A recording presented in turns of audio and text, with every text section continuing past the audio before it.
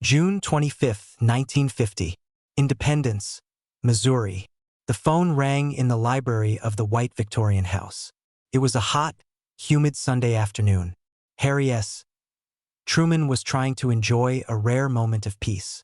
He was visiting his family home, escaping the pressure cooker of Washington. He picked up the receiver. It was Dean Acheson, his Secretary of State. "Mr. President," Acheson's voice was grave, "I have serious news. The North Koreans have crossed the 38th parallel. It's a full-scale invasion."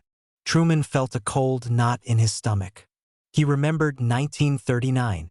He remembered how the world had watched Hitler swallow Poland while the democracies did nothing. "Dean," Truman said, his voice flat and hard, "we have to stop them. If we let Korea go, the Soviets will take everything. We are going back to Washington. Now." As the plane, the Independence, flew back to the capital, Truman wasn't thinking about the North Koreans. He was thinking about the man he would have to call to fight them. General Douglas MacArthur.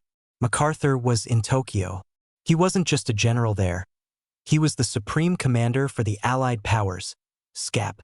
He was the Emperor of Japan in all but name. He lived in the American embassy, ruling 80 million Japanese citizens by decree. He hadn't set foot in the United States in 13 years. Truman despised him. He called him Mr. Prima Donna. He hated MacArthur's sunglasses, his corncob pipe, his gold-braided hat that looked like a pizza pie. He hated that MacArthur had presidential ambitions. But Truman knew he had no choice. MacArthur was the only five-star general in the theater. He was a legend. The public adored him. "God help me," Truman whispered to his aide as he looked out the window at the clouds. "I'm going to have to give the job to the Caesar." Tokyo. The Daiichi Building. Douglas MacArthur stood at the window of his office on the 6th floor, looking down at the Imperial Palace moat. He was 70 years old. His hair was carefully combed over his bald spot. His hands shook slightly, a tremor he hid by holding his pipe. He read the cable from Washington. Invasion. He didn't feel fear. He felt destiny. "The president wants me to secure South Korea," MacArthur told his chief of staff, General Amund. "He wants me to fight a police action." MacArthur sneered at the phrase. "Police action. There is no substitute for victory," MacArthur declaimed, rehearsing the line he would later make famous. "We will not just push them back. We will destroy them. And if the Chinese interfere, we will unleash the full power of the United States." He wasn't thinking about Korea. He was thinking about China. He was thinking about reversing the communist revolution. He saw this war not as a local conflict, but as the final crusade against global communism. And he didn't care what the little man in the White House thought. July 1950. The collapse. The war went badly. The North Korean People's Army, NKPA, was a Soviet-trained machine. They rolled over the South Korean troops like a steamroller. The Americans, rushed in from occupation duty in Japan, were soft, out of shape, and ill-equipped. Task Force Smith was wiped out. The Americans were pushed back, mile by bloody mile, until they were pinned against the sea in a tiny corner of the peninsula known as the Pusan Perimeter. In Washington, the mood was suicidal. "We're going to be kicked off the peninsula," General Bradley, chairman of the Joint Chiefs, told Truman. "It's Dunkirk all over again." Truman sat at his desk in the Oval Office. He was reading reports of American boys being bound and executed by North Korean troops. "What does MacArthur say?" Truman asked. "He says he needs more men, more tanks, more bombs, and—" Bradley hesitated. "And what?" "He suggests that if the situation gets critical, we should consider using atomic weapons to isolate the battlefield." Truman took off his glasses. He rubbed his eyes. "The A word." "No," Truman said. "We are not starting World War III. Tell him to hold Pusan. Tell him to use his genius, not my bomb." The gamble. MacArthur didn't want to hold Pusan. He wanted to win the war in a single afternoon. He conceived a plan so daring, so reckless, that everyone in Washington thought he was senile. Operation Chromite, an amphibious landing at Incheon. Incheon was a nightmare. It had 30-foot tides, the highest in the world. It had sea walls that Marines would have to scale with ladders. It was miles behind enemy lines. General, the Navy experts told MacArthur in a briefing in Tokyo, the odds against this working are 5,000 to 1. If you miss the tide, the ships will be stranded in the mud for 12 hours, sitting ducks for the enemy artillery. MacArthur sat in his chair, smoking his pipe. He waited for them to finish. Then he spoke. His voice was a mesmerizing baritone. The Navy has never failed me, MacArthur said softly. I realize that Incheon is a 5,000 to 1 gamble, but I am used to taking odds. We shall land at Incheon, and I shall crush them. The Joint Chiefs in Washington were terrified. They begged Truman to stop him. If he fails, Bradley warned, we lose the army. We lose the war. Truman looked at the map. He looked at the photo of MacArthur, that arrogant, strutting peacock. He's a son of a bitch, Truman muttered. But he's a lucky son of a bitch. Let him go. September 15, 1950. Incheon. It was the greatest military stroke of the 20th century. The Marines hit the seawalls. The tides held. The North Koreans were caught completely by surprise. MacArthur, watching from the bridge of the USS Mount McKinley, wearing his leather bomber jacket, watched as his troops cut the enemy supply lines. In 2 weeks, the war reversed. The North Korean army disintegrated. Seoul was liberated. MacArthur was a god again. In Washington, Truman breathed a sigh of relief. He sent a telegram. I salute you all and say to all of you, well done. But privately, Truman was worried. MacArthur's success made him dangerous. He was now untouchable. And he was already talking about pushing north, past the 38th parallel, all the way to the Yalu River, the border with China. October 15, 1950. Wake Island. Truman decided he needed to meet the Caesar face to face. He wanted to look him in the eye and ask him one question. Will the Chinese enter the war? They agreed to meet on Wake Island, a tiny coral atoll in the middle of the Pacific. It was halfway between Washington and Tokyo. Truman flew for 24 hours.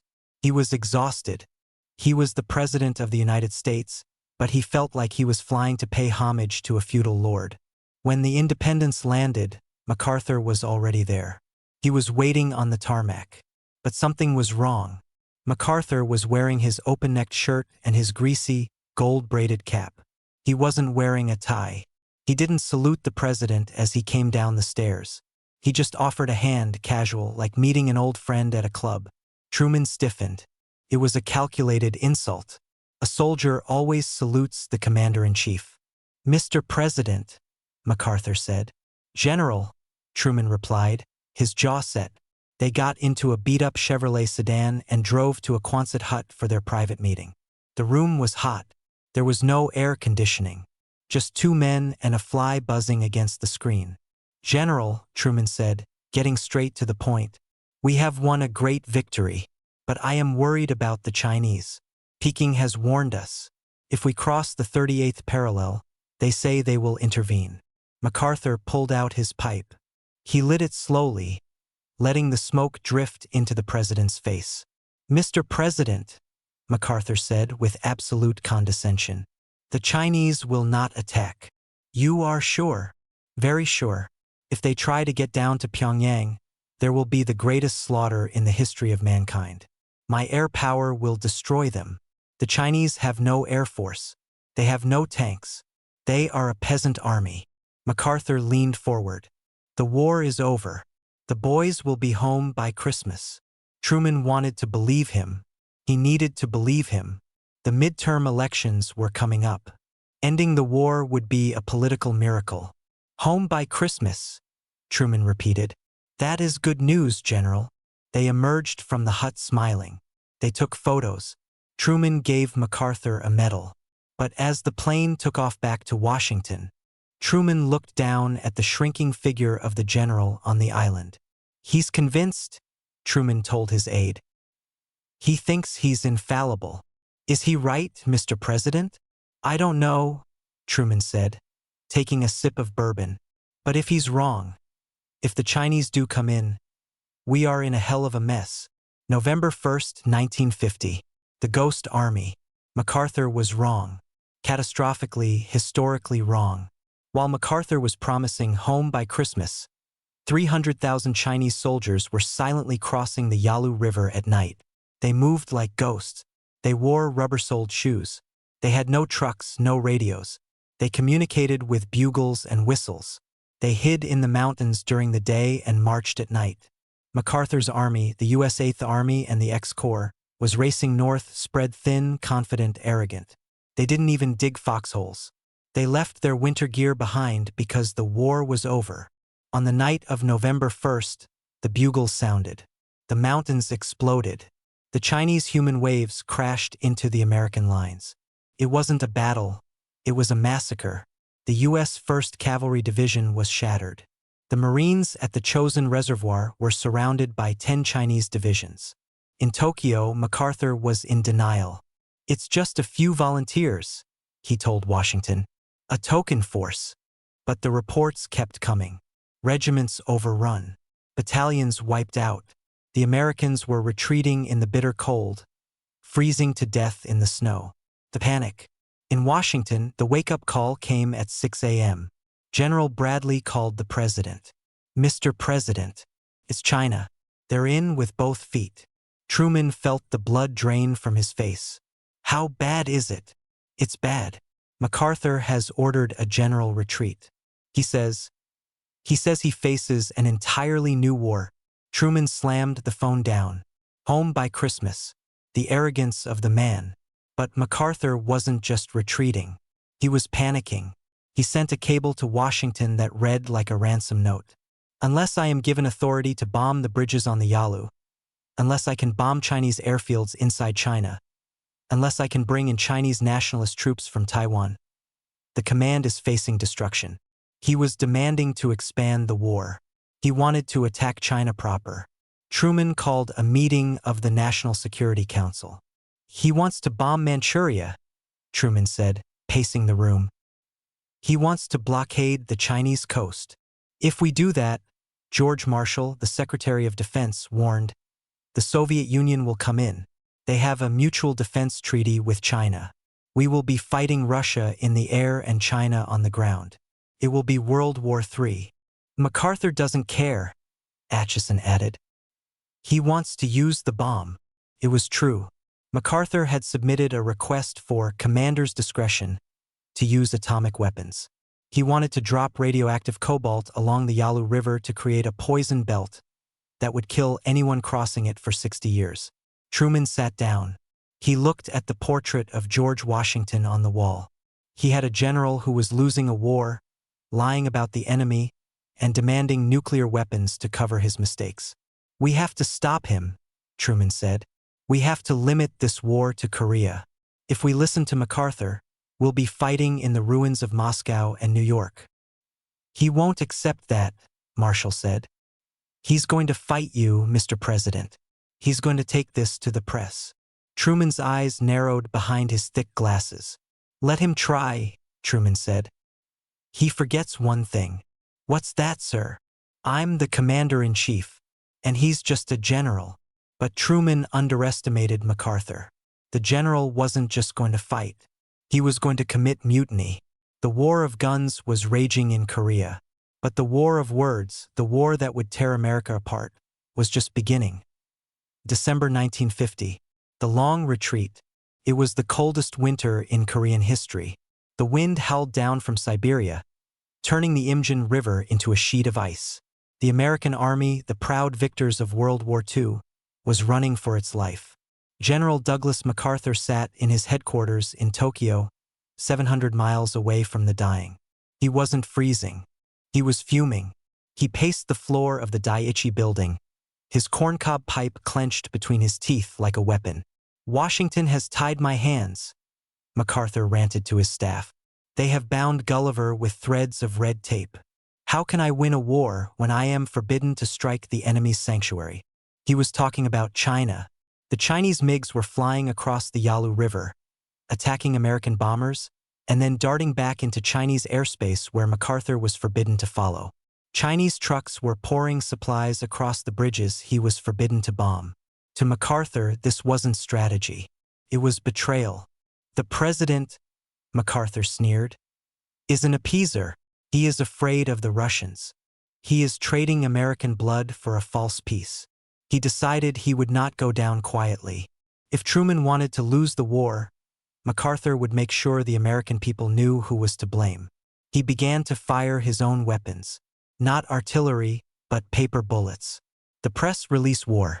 It started with leaks, anonymous quotes in newspapers, high-ranking officials in Tokyo complaining about the restrictions. Then MacArthur went on the record. He gave an interview to U.S. News and World Report. The limitations imposed on my command have no precedent in military history, MacArthur declared. It is an enormous handicap. In the White House, Harry Truman read the interview. His face turned a dangerous shade of purple. He's insubordinate, Truman told Dean Acheson. He's practically calling me a traitor in the press. He's building a case, Mr. President, Acheson warned. He wants to force you to expand the war. If you don't and we lose Korea, he'll say it was your fault. Truman issued a gag order, a direct directive to all military commanders. No public statements on foreign policy without clearance from the State Department. It was a muzzle, specifically designed for one man. MacArthur read the order in Tokyo. He crumpled it up and threw it in the trash. The president, MacArthur told his aide, is a temporary occupant of the White House. I serve the Constitution. March 1951. The Martin Letter. The war stabilized. General Matthew Ridgway, a tough paratrooper with a grenade attached to his chest harness, took command of the ground forces in Korea. He stopped the retreat. He pushed the Chinese back to the 38th parallel. Diplomacy began. Truman prepared a peace proposal. He wanted to negotiate a ceasefire. He wanted to end the killing and return to the status quo. He sent a copy of the proposal to MacArthur, ordering him to hold his position and prepare for a ceasefire. MacArthur saw the peace proposal not as an end to the war, but as a surrender, a sellout. He decided to sabotage it. On March 24th, just days before Truman was set to announce the peace initiative, MacArthur issued his own public statement. It was a bombshell. He taunted the Chinese. He called their army weak. And then he issued an ultimatum. Surrender now or face an expansion of the war that will destroy your nation. It was madness. A field commander was threatening to start World War III while his president was trying to negotiate peace. The Chinese, furious, walked away from the negotiating table. Truman's peace plan was dead. In Washington, Truman was eating breakfast when he heard the news. He dropped his fork. He's done it, Truman whispered. He's sabotaged the peace. But MacArthur wasn't finished. Joseph Martin, the Republican minority leader in the House of Representatives, was a fierce critic of Truman. He wrote to MacArthur, asking for his views on using Chinese nationalist troops from Taiwan to open a second front. It was a political trap, and MacArthur walked right into it. He wrote a letter back to Martin. It was the letter that would end his career. My views and recommendations have been clearly presented. It seems strangely difficult for some to realize that here in Asia is where the communist conspirators have elected to make their play for global conquest. There is no substitute for victory. Congressman Martin read the letter on the floor of the House on April 5, 1951. The headlines screamed, MacArthur demands new war, attacks Truman's policy. April 6, 1951. The verdict. The White House, Friday morning. Truman called a meeting of his inner circle. General Marshall, General Bradley, Secretary of State Acheson, and Averell Harriman. Truman sat at his desk. He looked small, tired, but his eyes were flinty. Gentlemen, Truman said, I'm going to fire him, but I want your advice first. The room was silent. Firing Douglas MacArthur wasn't like firing a normal employee. It was like firing God. MacArthur was more popular than the president. The Republicans would scream impeachment. The public might riot. It will be a political explosion, Mr. President, Harriman said. But you have no choice. The Constitution is at stake. Civilian control of the military. General Marshall, the old soldier who had been MacArthur's superior in World War II, looked pained. He asked for time to review the file. Marshall went to the Pentagon. He read the cables. He read the insubordination. He came back the next day. "Mr. President," Marshall said, "I should have fired him 2 years ago." General Bradley agreed. "If we let him stay, we are saying that a general can dictate policy to the president. We become a banana republic." Truman nodded. He picked up his pen. "Prepare the orders," Truman said. "Relieve him of all command. Replace him with Ridgway." He paused, looking at the papers. "And do it fast. I don't want him to quit before I can fire him." April 11th, 1951. The Midnight Massacre. The plan was to inform MacArthur personally. Truman wanted to be decent about it. He arranged for Secretary of the Army Frank Pace, who was in Korea, to fly to Tokyo and deliver the news. But the plan leaked. A reporter in Washington got wind of it. The story was going to break in the morning papers. Truman couldn't let MacArthur read about his firing in the newspaper. He had to act immediately. It was 1 a.m. in Washington. "Send the cable," Truman ordered, "directly to Tokyo." But the cable machines were slow. The message was delayed. In Tokyo, it was early afternoon. MacArthur was having lunch with his wife, Jean, and some guests at the American embassy. They were eating brownies. One of MacArthur's aides, Colonel Sid Huff, heard the news on the radio. Commercial broadcast. Flash. President Truman has relieved General Douglas MacArthur of his commands. Huff went pale.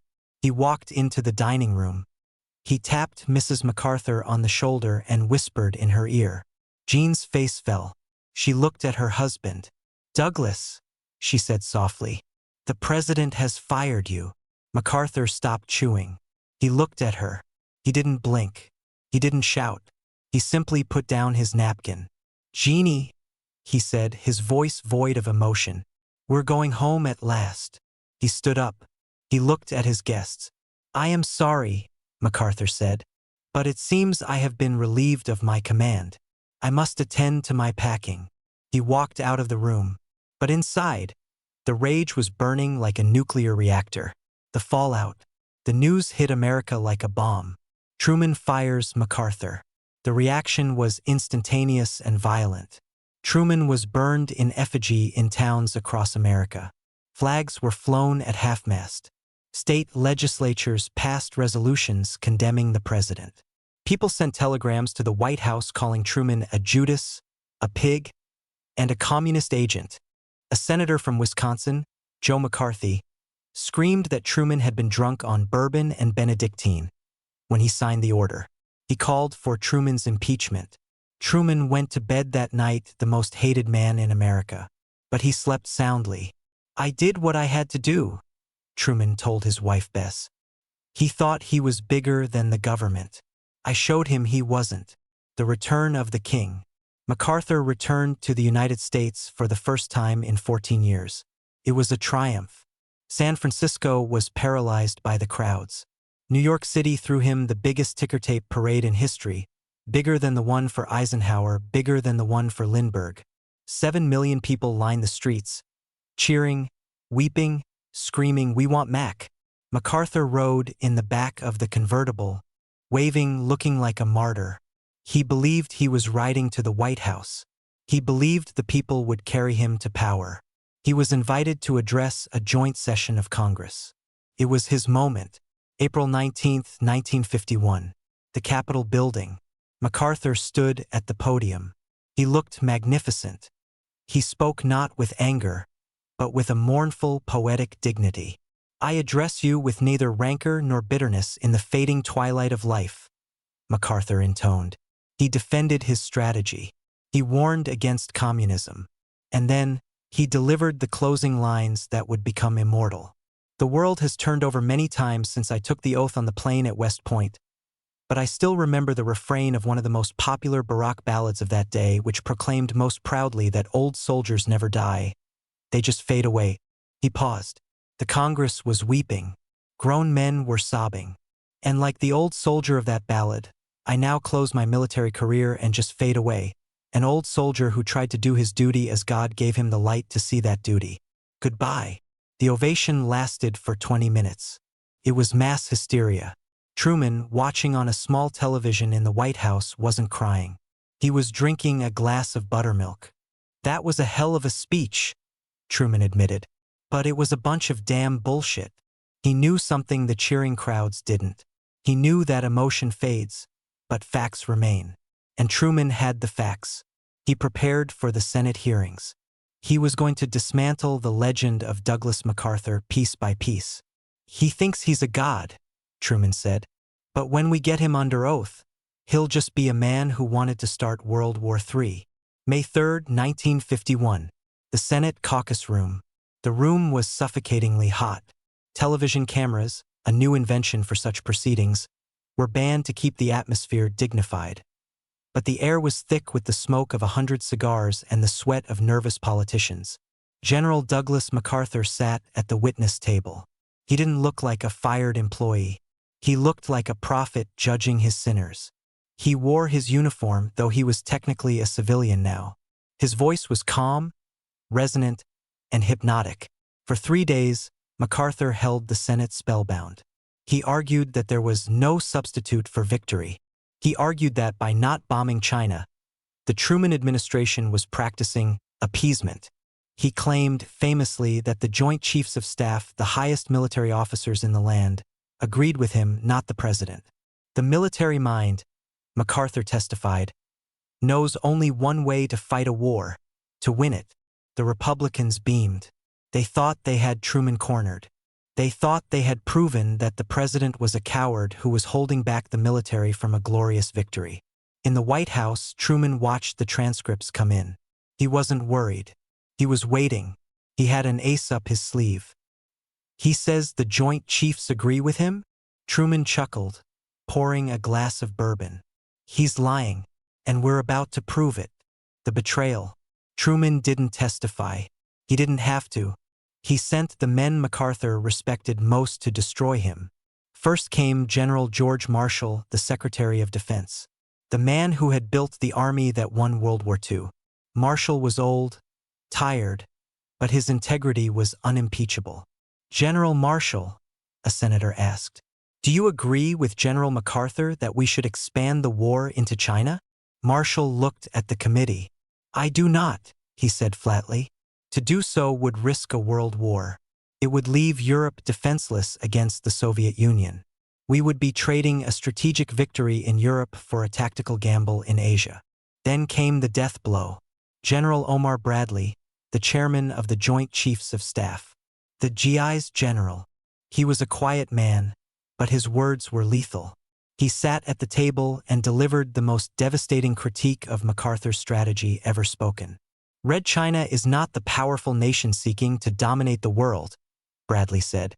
"Frankly, in the opinion of the Joint Chiefs of Staff, this strategy would involve us in the wrong war, at the wrong place, at the wrong time, and with the wrong enemy." The room went silent. The wrong war. MacArthur had claimed the military was on his side. Bradley had just revealed that the military thought MacArthur was dangerous. The balloon popped. The hysteria of the ticker tape parades began to fade.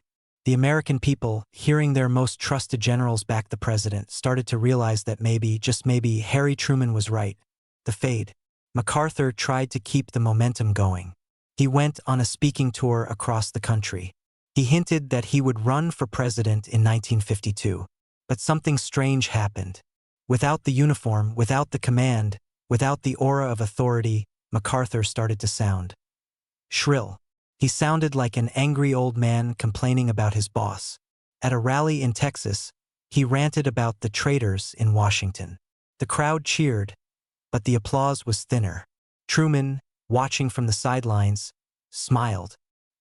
"He's fading away," Truman said, quoting MacArthur's own speech back at him. "People don't want a messiah. They just want a general who follows orders." In 1952, the Republicans didn't nominate MacArthur for president. They nominated his former aide, the man who had served under him in the Philippines, the man who knew how to handle him, Dwight D. Eisenhower. When Eisenhower won, MacArthur expected to be called back to duty. He expected Ike to ask for his advice on Korea. It didn't call. MacArthur sat in his suite at the Waldorf Astoria in New York, waiting for the phone to ring. It never did. The old soldier had been ghosted by history. January 1953. The farewell. Harry Truman's approval rating when he left office was 22%, the lowest in history, lower even than Nixon's when he resigned. The firing of MacArthur was the nail in his political coffin. He packed his bags. He took the train back to Independence, Missouri. He carried his own luggage. There were no crowds to greet him, just his neighbors. "Hello, Harry," they said. "Hello," Truman said. He was a private citizen again. No Secret Service. No pension. Presidents didn't get pensions back then. He was just a man who had stopped World War III. A reporter caught him on his front porch. "Mr. President," the reporter asked, "do you have any regrets about firing MacArthur?" Truman took the cigar out of his mouth. He looked at the reporter with those sharp, clear eyes. "Regrets? Hell no. I fired him because he wouldn't respect the authority of the president. I didn't fire him because he was a dumb son of a bitch, although he was, but that's not against the law for generals. If it was, half to three-quarters of them would be in jail." The verdict of history. Years passed. The Korean War ended not in victory, but in an armistice. A stalemate. The map looked almost exactly the same as it did when the war started. MacArthur's supporters called it a defeat. They said, "If we had listened to Mac, we would have won." But then the archives opened. We learned that the Soviets did have nuclear bombers ready in 1951. We learned that if MacArthur had bombed China, the Mutual Defense Treaty would have been triggered. We learned that MacArthur's victory would have likely turned the Korean Peninsula into a radioactive wasteland and ignited a global nuclear exchange. Harry Truman died in 1972. By then, historians had reevaluated him. He rose from the bottom of the rankings to the top tier, alongside Washington and Lincoln. Why? Because he had the courage to be unpopular. He had the courage to say no to the most popular man in the world. He proved that in a democracy, the civilian, the little man in the suit elected by the people, is stronger than the man on the white horse. Epilogue. The meeting. There is a story, perhaps apocryphal, but true in spirit. Years later, an old Douglas MacArthur, living in his lonely tower at the Waldorf, was asked about Truman. The anger was gone. The fire had cooled. "He was a man of decision," MacArthur admitted grudgingly. "And I was a man of decision. We were like two trains on the same track. Collision was inevitable." And Truman? In his library in Missouri, he kept a picture of the signing of the surrender on the USS Missouri, MacArthur's greatest moment. A visitor asked him why he kept a picture of the man he hated. Truman smiled. "I didn't hate him," Truman said. "I hated what he tried to do. But you have to give the devil his due. He was a great general. He just forgot that he wasn't God." Truman tapped the desk. "And it was my job to remind him." The end.